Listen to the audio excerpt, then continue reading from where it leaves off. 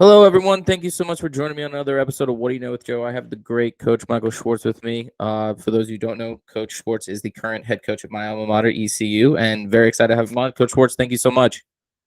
Joe, appreciate you having me on here. Thank you. Awesome. Very excited to have you. So, we'll definitely get to the ECU team, and we'll definitely excited to talk a little about that. But before, would love to learn a little about you more. Would love to learn more about your upcoming and what was there. So, you were born in sunny California, right? Specifically, LA. That was where you're from. Yep. Born and raised in Los Angeles, and was there until I was 18, until I went off to college and went up to Northern California for a couple years before I ended up at Texas. But yeah, definitely Mhm. spent my childhood and teenage and high school years in Los Angeles, and loved every minute of it. Yeah, so you kind of alluded that. What was it like growing up there, especially from like a sports background? I know, especially, I'm sure you had some heavy sports in there. What was it like growing up in California? Tell us a little about your family, and were they athletic? Were they into sports as well?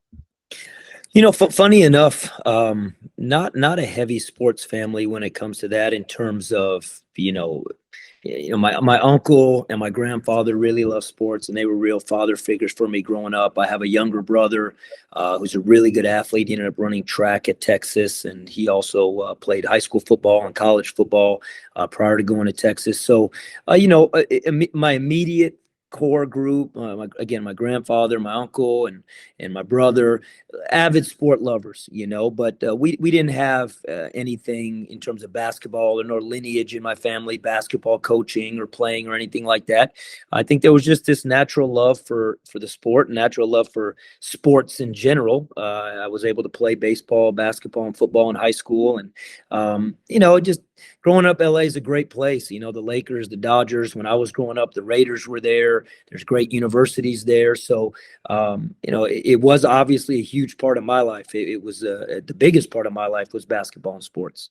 And you kind of beat me to that question there. It sounded like you had some sports in there, but you also played some other ones. What was the competition like for basketball, football, baseball? It like because you went to Beverly Hills High School, which is I have a feeling you might have rubbed shoulders with some people now. Everyone been like, no way, you went to school with them. But what was the competition like? There. What was it? Like especially I can imagine it was competitive since that is such a big area.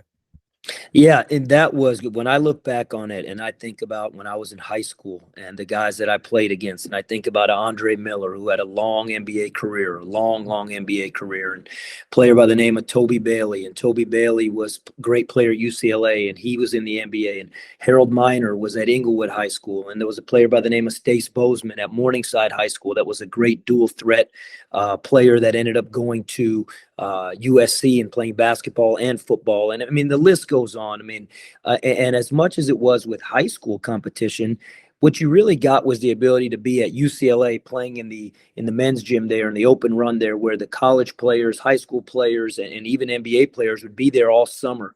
So that opportunity was big and very memorable for me, to be honest. I just had a chance to play against quite a few guys that have played and played in the NBA, and just good players. So I think it was good for me. Absolutely. And imagine with, like you said, with that much exposure, were you getting some looks, like you mentioned, you played in Northern California. Were you getting some looks for basketball? Any other sports either? Were you getting the looks you maybe wanted to get, when you were playing in high school? No, that wasn't it. Unfortunately, they didn't result in quite that. And look, I loved it, and I had aspirations like every other adolescent youth that loves basketball. You're going to be in the NBA, and you want to play Division 1, but you know what? You love competition. You love the game of Yeah. basketball. You love team. And so I ended up playing Division 2 basketball for a great coach named Pat Fiscaldo, who just recently retired from there within the last couple of years, and I still have a relationship with, and he had a huge impact on my life. And I had a dream to play Division 1, and I was fortunate enough to be able to accomplish that. Kind of a different route around. It wasn't your traditional route, and I ended up at Texas, and that's where I met Coach Barnes, and I was a walk on there. But as far as being a highly touted recruit or somebody that had options to go play where I wanted to play, not at all. I had to crack claw for every opportunity. I think a lot of people will be able to relate to that. And I think another aspect you had mentioned, I think a lot of people, don't get that perspective. And I'd love to get your inside scoop on, what was that like playing at a D2, playing at Sonoma, and then having to, transfer over to Texas. I don't think that is a route. Not a lot of people, maybe they have friends or things like, or family that have done that, but not a lot of people know about it. I think, like you said, it creates this work ethic of having to scrap and, work hard to get where you're at. Tell us a little about your time at Sonoma and then how you were able to transfer over to Coach Barnes. I loved my time at Sonoma. And again, it was because of Coach Fiscaldo, the coaching staff, and the teammates that were there.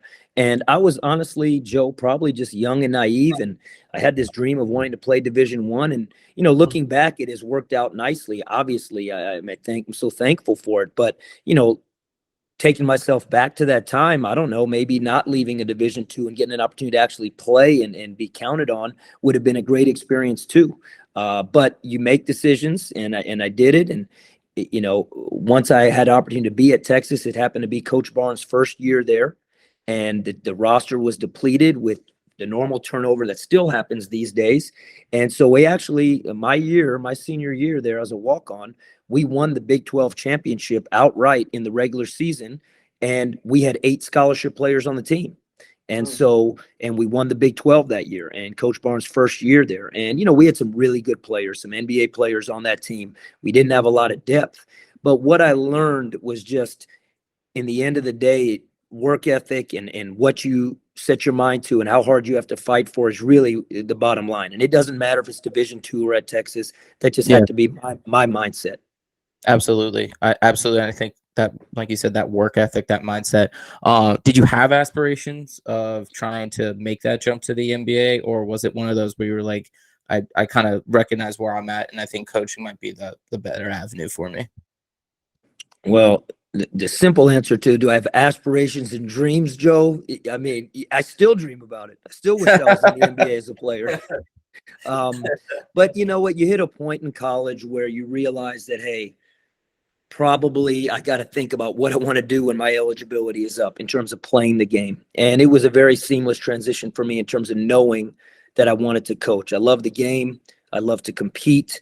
And the aspect and the thought of helping others and teaching and really learning more about the game was just a natural fit for me to at least pursue it. Not necessarily that I would be good at it, but that I could at least pursue it. So, yeah, I dreamt about the NBA, but again, Joe, I still dream about it.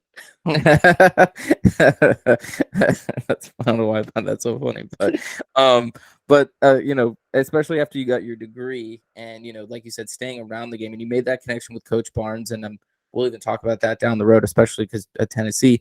But what was it like being like the grad assist, like being a GA on his staff? And maybe you can tell us, was it similar when you found, like, or maybe the better phrasing of this question, what's the difference of being a player of Coach Barnes and maybe being on his staff, so to speak? Yeah. I think the thing as a player was I knew my role. I knew my role as a player, and I was a walk-on that team. I did have the opportunity to, I think, fulfill more of a role in practice and playing because we were so short on bodies. So I did get to experience that, but obviously I didn't play a lot. And when it came to games and things like that, it was very minimal. So when I have the opportunity to make the jump into coaching, so to speak, and I get a chance to be the grad assistant that summer, really what I'm doing is I'm with the guys in the gym with them. I'm a peer of theirs. I'm still actually trying to graduate because I had to finish up in the summer. So now I go from their teammate to being in the gym, rebounding with them, working them out. And so it was a cool transition. It was great, But the one thing was I was never really on their level as a player the year before. So I really had more of a coach's mindset as a walk-on. So when I made that transition, was it different? Obviously, it was different. But the unique thing was now I got a chance to jump right in and be in the gym with the guys still. But instead of them passing to me and us shooting together, I'm passing to them and trying to help them go hard and learn, hey, this is what coach wants. This is what Coach Barnes is looking for. Yeah, that's pretty cool. You get to mold it a little bit more in that aspect. Like, you have more of an integral role, which is cool. And especially now that you got a year under, how did I didn't get to put this in. How did that first year go? Was it were there specific moments you maybe can, and if not, that's okay. Were there any like specific moments in that first year where you felt as though like you were maybe getting comfortable with it and this was something you could see yourself doing for a long time? Joe, I knew I wanted to do it. So Mhm. basically, we lost in the NCAA tournament to Purdue my senior year. We Okay. lost, and I can't remember if it was on a Thursday night or Friday night. I can't remember, if we were on the first night or second night. But we lost in the first round on a late shot in the game. It was in Boston, the Fleet Center. It was the first year of the Fleet Center, Oh, and we okay. lose. Yeah, Mm, and so the night before we played, Coach Barnes had came up to me, and we were at Boston University, and he came up to me and talked to me about, hey, what do you want to do this summer? Do you want to stick around here and see, And I said, well, I got to be here for school, and yeah, I'd love to mhm. stick around. I mean, and he said, hey, we can do stuff with camps and this and that. So, anyways, it was a very generic conversation. But what I do remember is that Monday, we lose, we get back from Boston, we get back to Austin, and I'm in the office breaking film down on that Monday. And I'm in there watching film and cutting film up, and I was learning how to do the video, and it just went from there. And there wasn't a day that went by that I didn't come to instead of going to practice, I went to the office in between class or after class, and I sat in the film room and I learned how to use it and watched film and made edits of NBA players. And it was just that was the transition. So, and I was still an undergraduate. So I very vividly remember that time, going right from being in uniform and losing in the NCAA tournament to being in the office that following Monday, learning how to break film down. Mm. And film was, such a, I think, like you just said, like a beginning part of your career. How did that maybe prepare you? Because from anyone who's like, either just looked you up or known you or followed you, you've been fortunate enough to be with a lot of good programs. What was your interest about, was it because you're originally from California? What was your interest then to, go back to maybe Long Beach State and be a video scout for them? Yeah, great question. A really good question. And you know what? The answer is me being really naive about this business. Okay, that's the truthful answer. I was at the best place I could ever be at Texas with Coach Barnes. I was in a great place.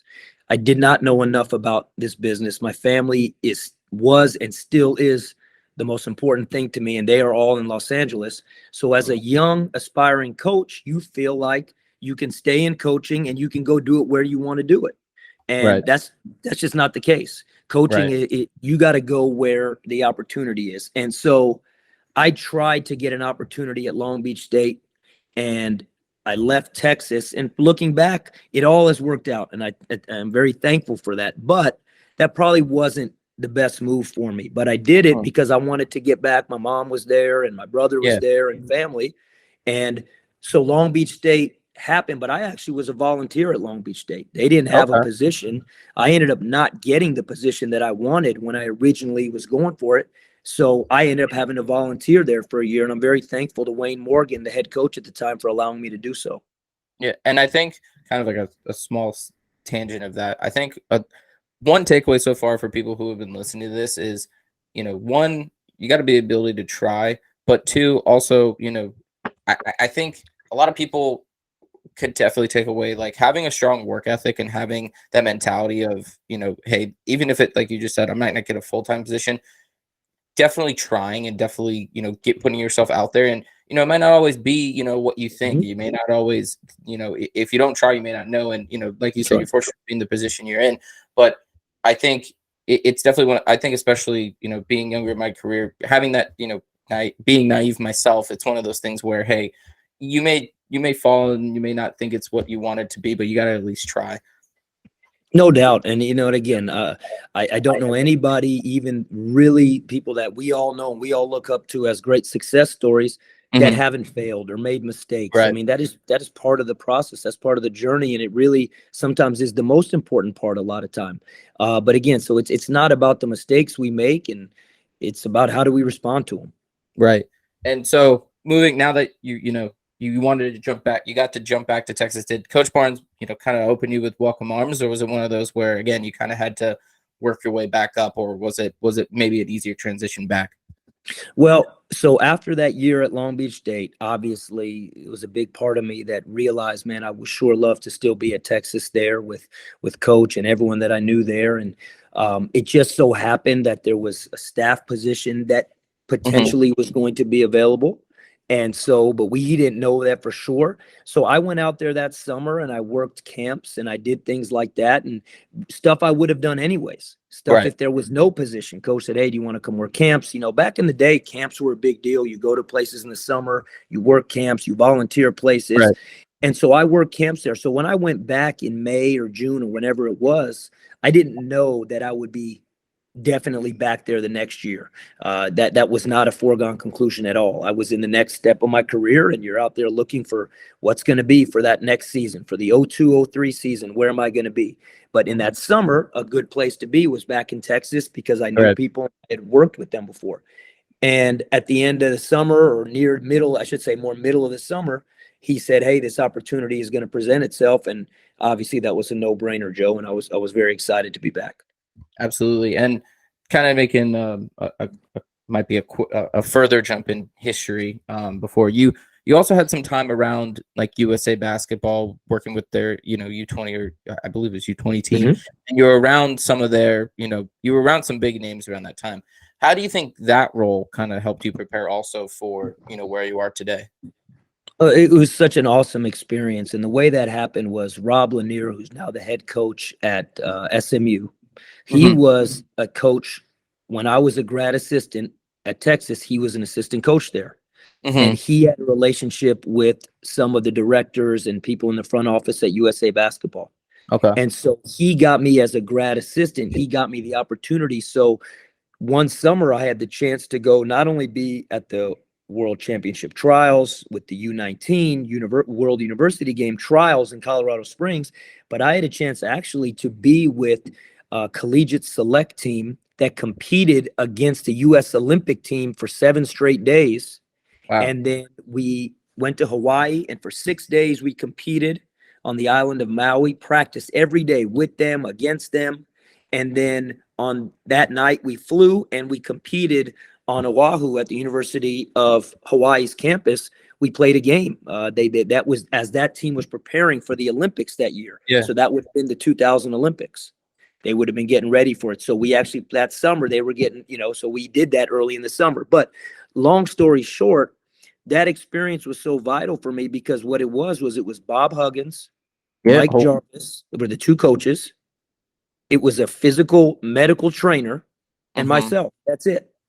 And it was us four. And so from helping in drills to doing laundry to making sure Coach Huggins had the socks he needed, to making sure the guys' laundry got done at night, to driving them around to get something to eat. You had to do it all. Yeah. It was just an unbelievable experience for me. I bet. And I thought about it too, and I was trying to think who's on that team. That 2000 team, like that was like Vince Carter, Kevin Garnett. I mean, Kevin Garnett, Gary Payton, Vince Carter. And I got Rudy Tomjanovich, I believe, was the head coach of the team. I got a chance to watch it every day and watch them practice. Obviously, we practiced, and then we would do some light scrimmaging and competing against each other.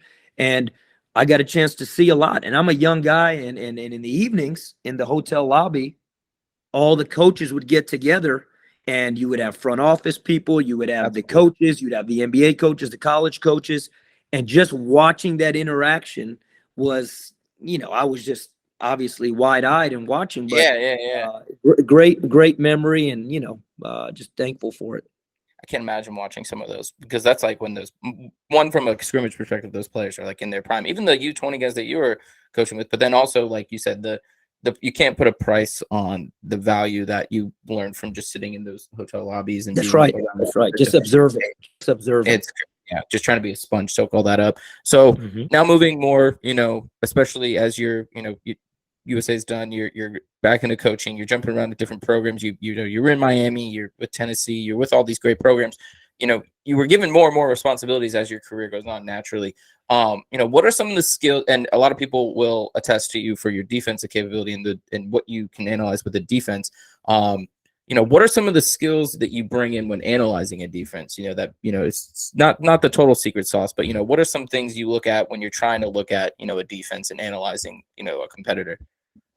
Well, I think the first thing you got to look at is what is the philosophy of the defense. Okay, you can have a great defense and be very pressure oriented, You can have Okay. a great defense and be less pressure, but protect the basket, protect the paint.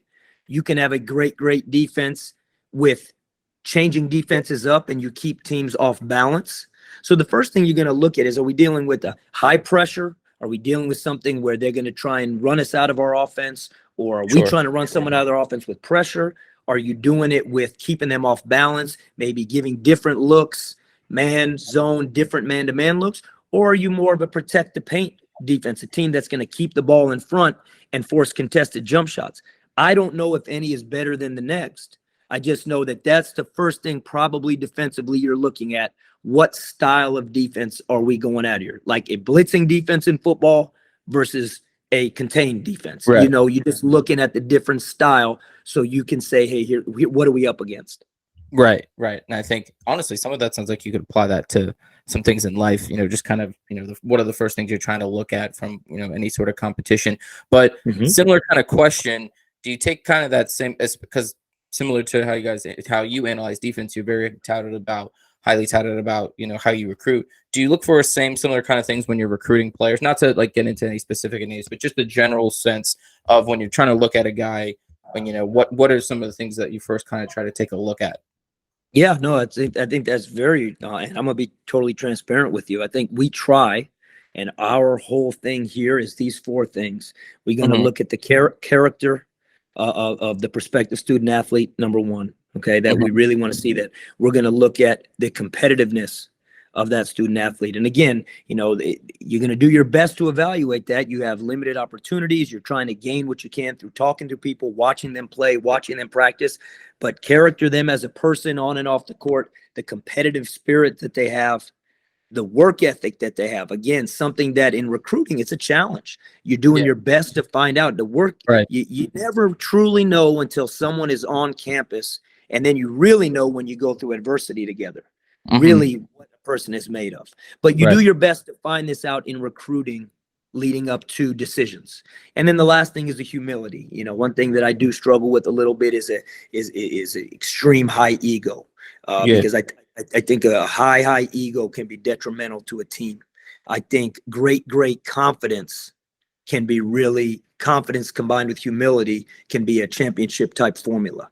But just a high ego and no humility, I think now you're running the risk of, in my opinion, in our opinion here at ECU, of honestly disrupting that chemistry. I agree. I think, is a guy all about himself or is about a team? I mean, there's always 5 players on the court. You can't, sure, that you can be an all-star and you can be great, but I'm sure even some of the guys who are the best in the pros will tell you now they like to be playmakers too. They don't want to just be, you can't do it all by yourself. So from your time from, being a GA assistant at Texas from the very first time all the way to, let's say even last season at Tennessee, are there any times, that and then everything in between, because like we mentioned, you've been on some great programs, are there any stories or either times where you're thinking it was a pivotal point in your career or maybe, something that really kind of made things click from being a defensive guru or something that maybe helped you grow even more?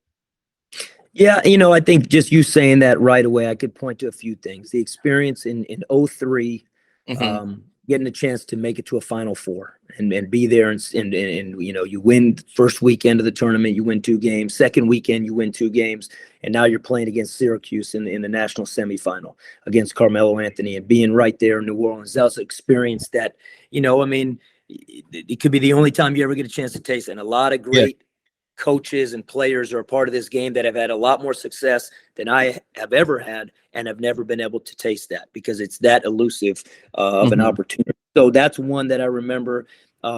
Getting my first assistant coaching position at UT San Antonio for Tim Carter, great coach that I have great respect for. In fact, he'll be here at practice tomorrow to come visit. So I'm so looking forward to that. But obviously a moment that I'm very indebted for to him. And that was big for me to get that and actually be an assistant coach in Division I. I want to say it's my second year at the University of Miami. Second year at the University of Miami, we start out 2-6 in conference play in the ACC. And we go 6-2 in the back half, including a big, a week where we beat Maryland, Georgia Tech, and Duke in the same week, and we're all really good teams. and we make the NCAA tournament that year. We beat St. Mary's in the first round. They had Patty Mills on the team, and we lose by 3 points to, funny enough, Coach Barnes in Texas to go to the Sweet 16 by 3 points.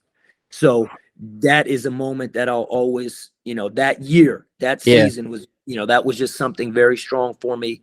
And then moving towards Fresno State, where I had a chance to really do a lot with the offense. Everything. I really worked hard with the offense at Fresno State and at Tulsa, and then Tennessee, where I was very fortunate. Coach Barnes gave me the responsibility of the defense. So those are kind of moments that stick out to me and kind of a little bit of a path. Absolutely. And I think a lot of people will hear those and be like, dang, I too would probably say those are pivotal points. And then kind of similar question too about, from the coach, from the places you've been, and you kind of just name drop some people there. Have there ever been, former players that you have either interesting stories or pivotal moments where they maybe helped you form as a coach? As you mentioned, when you're looking for a player going through either a time where they've gone through adversity or, a moment where they, either they came in and they had a moment where it could have been a make or break. Do you have any maybe stories there where, or any insight or pivotal moments that you remember where you thought, okay, this has helped me grow as a coach and I can use it with recruits down the road? That helped maybe form a player. Maybe they didn't even go to the NBA, but it helped them later on in life, maybe, or, it helped you grow more as a coach. Yeah, I think that's a great point. And the ones that stick out in my head, and obviously you think about guys that were successful, not only in college, but into the NBA or professional. TJ Ford, as a youngster at Texas, I was a young guy. I was more in the gym with guys, things like that. And he, at the time, individual workouts aren't what they are now. It wasn't the same. Now it's all workout work, but that was the early 2000s. And so it was more team, play pickup. It wasn't as much these individual workouts. But TJ every day he and I used to go into the gym, the student gym, because we didn't have a practice facility. And we had a 450 shot routine that we worked every day. Damn. And we did it. And it was just he and I. There was no one else in the gym. It was something, it's the way he wanted to work. He didn't want to be doing individual workouts in front of everybody. So that's how he did it, because he was an absolute killer on the court competing and as a player, but he needed to improve his shot and he knew he needed to. And that's the way he wanted to do it. And I remember learning that about him, saying, hey, okay, this is how he likes to do it. I remember being at Fresno State and thinking about a player named Tyler Johnson, who had a long NBA career. And Tyler was a guy, when we got to Fresno State, he was on the fence if he was going to make it or not. He really was. And he really, in terms of staying on team, he was kind of, and he totally flipped and devoted himself to an unbelievable work ethic, changed everything about how he approached the game. And he deserves all the credit. And here he is, and he signs a 5-year, $55 million contract, years down the line. And he plays for Eric Spoelstra, and Pat Riley believes in him with the Miami Heat, and he's played with the Brooklyn Nets before. So I think about his story. And there's a lot of guys in between. And then the last one, a guy that had a huge impact on me, was a player by the name of Yves Pons at Tennessee. 4 years, graduated, had a chance to leave after his junior year, came back for his senior year. And to this day, the hardest worker I've ever been around, and one of the most appreciative players I've ever been around, in terms of had no entitlement about him.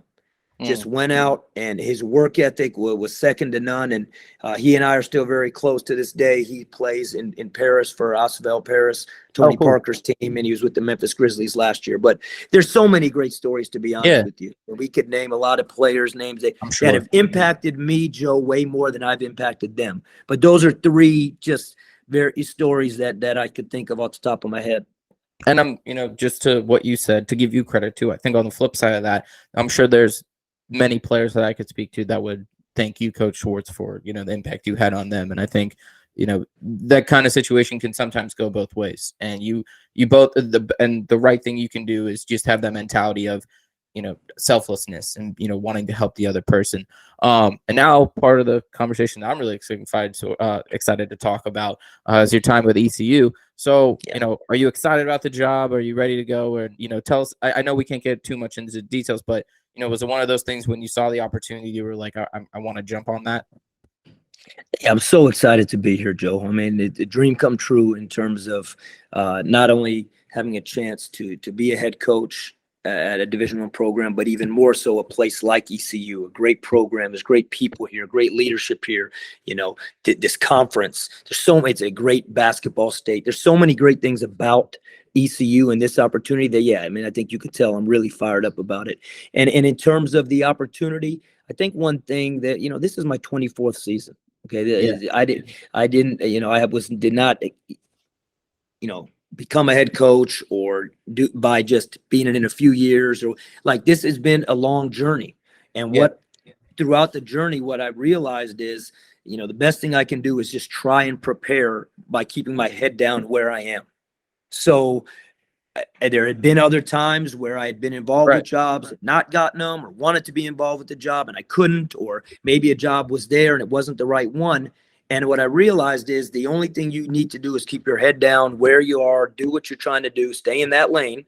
And when something presents itself, you got to be ready, because you don't know if you'll get another crack at it. So when I heard it was a possibility and when I was involved, needless to say, I couldn't be more excited. That's awesome. And I'm very excited to have you there as an ECU. I think ECU alumni who hear this will definitely be, because, you know, ECU basketball, for the most part, you know, we've had some great coaches, Jeff Lebo, you know, Coach Dooley was just there. And I think everyone always has the, you know, excitement to, you know, want to, you know, make ECU basketball great. And I think we're taking the right step with, you know, hiring you. And I think also, you know, I think just like with, I mean, the great example would be ECU's football program. You know, these things where people have it, just like I said, the expectation where, you know, they want to make it a good program.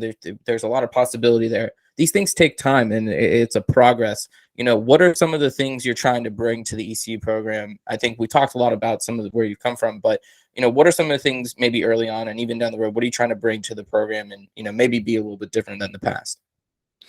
Yeah, you know, and you said it best. There's been a ton of great coaches here, including Coach Dooley, Coach Lebo, and many, many others. We know that. And so the first thing we're going to do is build on the positives that they laid a foundation here, because where we are right now, we wouldn't be here in terms of the opportunity we have if it wasn't for some of the stuff they've done. I mean, we have a fantastic practice facility, and I had nothing to do with that, but that facilities here were built by the players and coaches of the past. So we're building on that. And then we got to put our spin and our vision forward and what we want to establish, whether it's style of play, offensively, defensively, who we are, how we do things as a program on and off the court. So really, to answer your question, Joel, what we're trying to do right now is we're laying the foundation of our standards. What does our program stand for? What is the culture of our program? And I know that's a very, you know, obviously, I don't want to say overused, but it's a word that's used a lot, the culture. But it's the truth. I mean, we're trying to establish who we are as a program. What do we do? Not only what we do, but how we do it. And that is not embedded yet. I mean, we want this thing to be something that year after year carries over throughout the locker room and through coaches. But right now, everything we do, it's the first time that we are exposed to it as a team. So it takes constant reinforcement, and then you're reminding the next day. There's no players right now to remind someone else, hey, this is how we do things at ECU, or this is how we do things now. So we're just working on that, and we're trying to establish that foundation, that standard. And then from a basketball standpoint, who we're going to be from a defensive standpoint and a physicality standpoint, and what we're going to look like as a team on that side of the floor. And those are probably two biggest things. Awesome. That's very exciting to hear. I like that a lot, because kind of segue into the next question. I think one thing as an alumni base, and I think even students at the school are looking, you know, ECU's definitely been, you know, I've been there for a couple of big wins, and even last year they had some, you know, a big win against Memphis at home. You know, I think wins like that get people excited, you know, and I think a lot of people want to see us continue to play in March, and, you know, even if that's, you know, NIT or March Madness, whatever the case may be. I think you alluded to this. Do you think we as the ECU community or just the school have the tools to get there and eventually maybe even get there? The tools as a university and a program for us to be at some point an NCAA tournament team? Is that what you're asking? Yeah, you know, not only from like maybe even like a coaching staff that can go into it. Do you think ECU as a school and also what you're trying to build have the potential? Oh, absolutely, absolutely. Are you kidding me? We got everything we need here, and I'm excited about it. We're very fortunate to have it, and that's the goal. There's no doubt about it. And look, people, yes, there is a big picture of how this program, and we want to put this program together. And we understand that it's not going to happen overnight, Right. but it is something that as a coaching staff, and we are trying to motivate our players to understand that it has to happen every day. Even though it's not going to happen overnight, it has to happen every day. Right. And so there's no doubt about it that that's our goal, is to be a postseason team. And there's not one coach in the country, new coach or veteran coach or anywhere in between, that would tell you their goal this year, this time of year, October 12th, is not to be in postseason play this year. Right. Every single coach, every single program is thinking that, and that's what competition is. Yeah. So yeah, we want it. But as far as the big picture, Joe, Mm-hmm. absolutely. ECU as a program, leadership, facilities, community, conference, state that we're in, we got everything to be a great national brand basketball job. Awesome. Program. I want to run through a wall right now. I want it to be basketball season. I want to start getting after it. And I think one of the things we've talked about it as well, and I think if anyone who's been following ECU athletics, and especially ECU basketball, has seen you already kind of start building that team. I think one of the big tools that, and it's been growing ever since, and I think it's really great to see you as a coach utilizing that, is, recruiting and also utilizing the transfer portal really well. And bringing some, whether it's players over from Tennessee or, recruiting well from like a freshman perspective. Do you think there's some, tell us as much as you can, tell us a little bit about the team this year, and, tell us a little about what you think can get us dancing to March. Well, I think the first thing I'm going to do, Joe, is a lot of credit to the returning guys: Brandon Johnson, Javon Small, RJ Felton, Luigi DeBow, Dave Kasangane, and I think I forgot one of the player. I forgot one guy I mentioned, and Winston Taps, of course, who's going to be cleared soon. But the bottom line is that I give a lot of credit to those guys. From a recruiting standpoint, we didn't go heavy portal. We got 2 transfers and Right. 1 junior college transfer, so they're all a little bit older and they have experience, but they all have 3 years to play, which is a good thing. And then everyone else is a freshman. And so we have we have a lot of freshmen. So from this year's team standpoint, and I just said this earlier on media day, the only way to get experience is to get experience. And Right. so that's the only way to say you have experience, is to experience it. And right now we don't have a whole lot of that on the roster, but they get more experienced every day, and we have some scrimmages and we have things like that. And then you have your games early in the season, and you hope experience grows game to game, day to day. Right. So, bottom line is that from a standpoint of exactly what this team looks like today, October 12th, it will look a lot different November 12th, December 12th, January 12th. But I love what the young guys have done, and I'm really proud of the returning guys. That's awesome. And I think just, looking at the team as a whole and looking at people that are brought in, like you said, the experience is there. And then also I think it's just going to build a big and good community. As you mentioned, we're in a good conference. We're in a tough conference for basketball. And especially as an alumni, you want to see the team succeed. Are there any, like you said, every game you want to win, obviously, but are there any, opponents you see on the schedule that you think, okay, these are the big wins that, as a team, we win past these, we can, play with the best of them? We have 31 games on our schedule.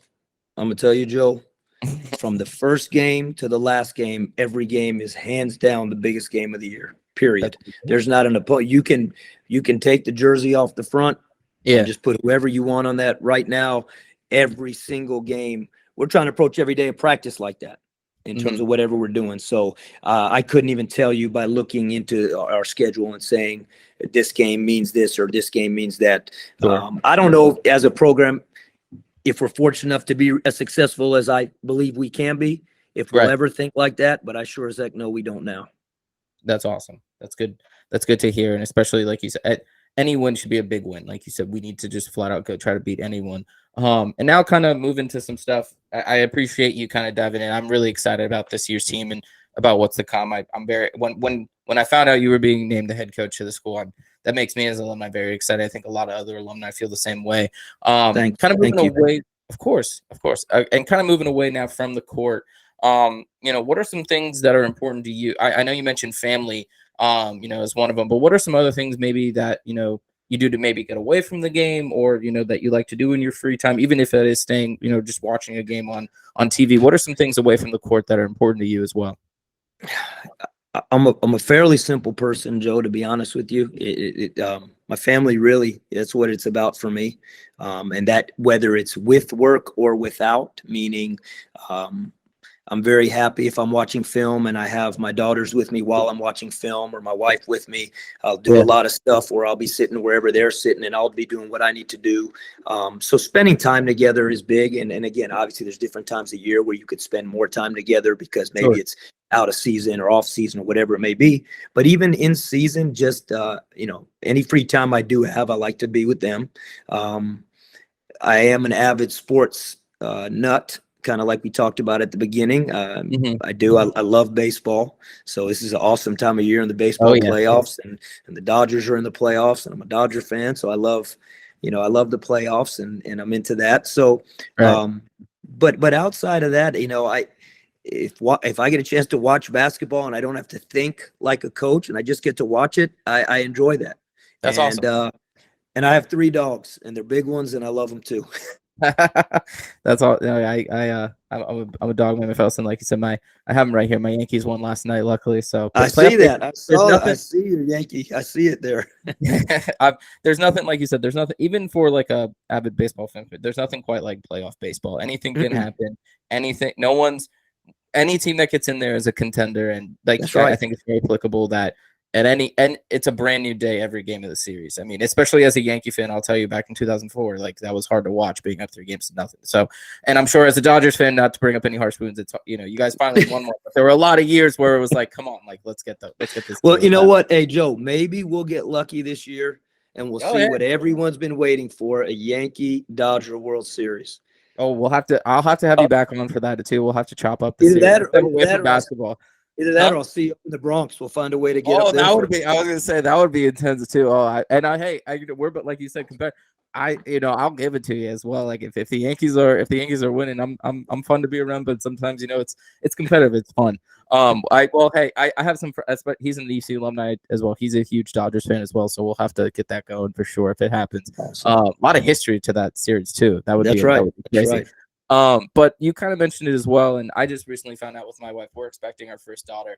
Awesome. As a father, and one of the things I also spoke to Coach Passon about this too, there's no handbook on life to say, hey, here's how you be a great husband, a great father, a great so-and-so. There's no, like you just said also, I think you nailed it. It's the only way to get experience is through experience. So, not that there's any set way to do things or anything like that. Maybe as a father, what are some things you would maybe pass along either to me and as well to other, potential fathers listening out there? Man, you know what? I definitely am not this advice guru when it comes to this, but you just said it. I just think, man, you're smart, and you think, with being conscious of decisions. I mean, your kids, they mean everything to you. They rely on you, especially as young kids. And I think every decision that fathers or mothers, parents, grandparents, anybody make when you're caring for young kids is for the best, for their best, and to make sure they're safe, and to make sure that they're happy, and to make sure that they're growing properly, whatever it may be. And then the other thing is just unconditional love.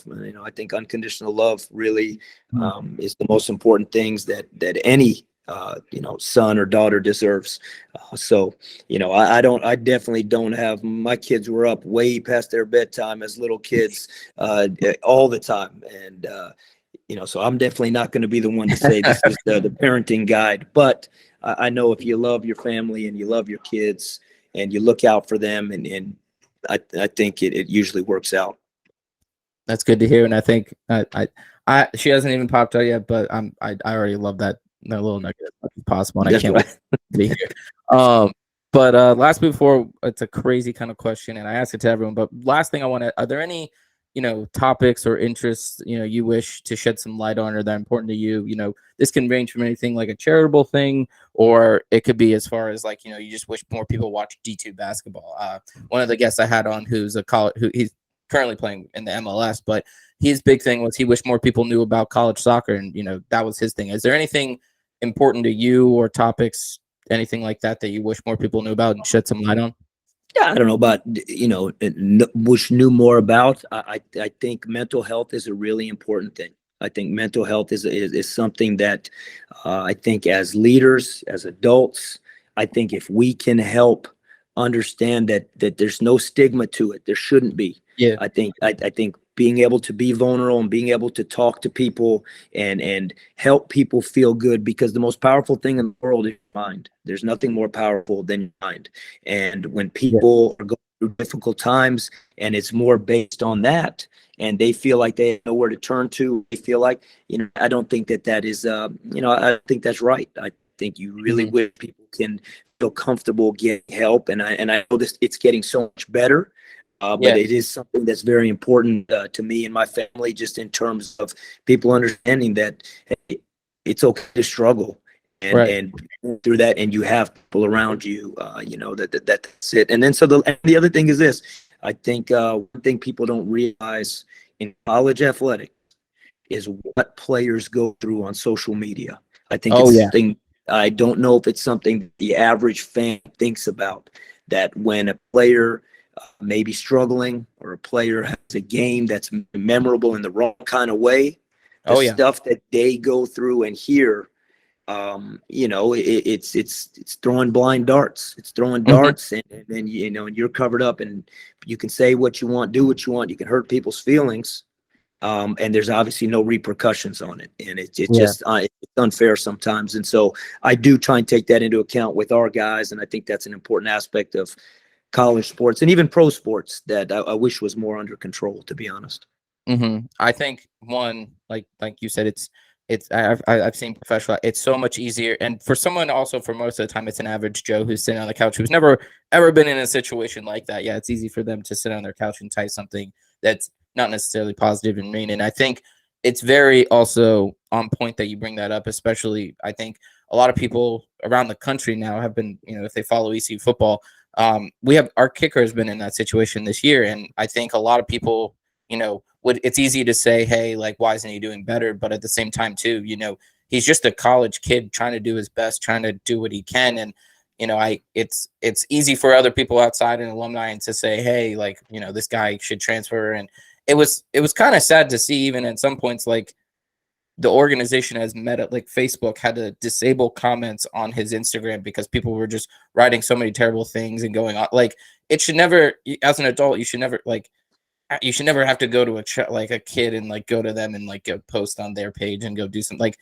there's just, it's not the right way to go about it. I, And I always say this, and I say this to our guys too, Joe, whether it's a female or male, it doesn't matter.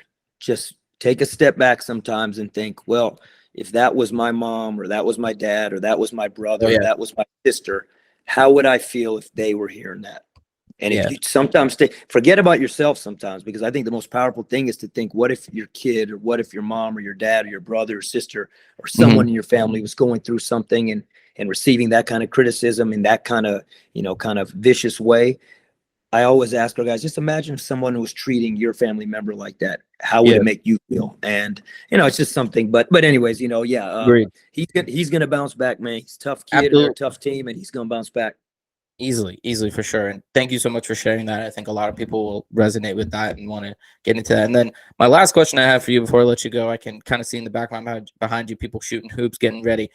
This question again, it is not at all related to sports. It's not at all related. It's kind of a silly question, so to speak. And again, I've had people say they're not comfortable answering because whatever reasons. But if you're a film person and you like watching movies, it's similar to the situation from the movie Step Brothers.